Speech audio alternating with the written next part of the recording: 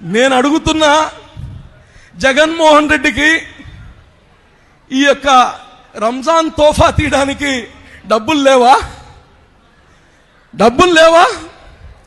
మసీదులకు ఇవ్వడానికి మనసు లేదా?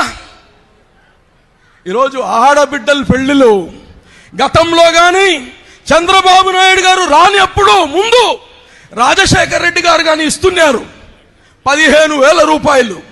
డబ్బులది కాదు సమస్య. ఒక డయాస్ పైన 100 మంది 200 మంది అమ్మాయిల్ని కూర్చొని పెట్టి సామూహిక వివాహం చేపిస్తున్నారు.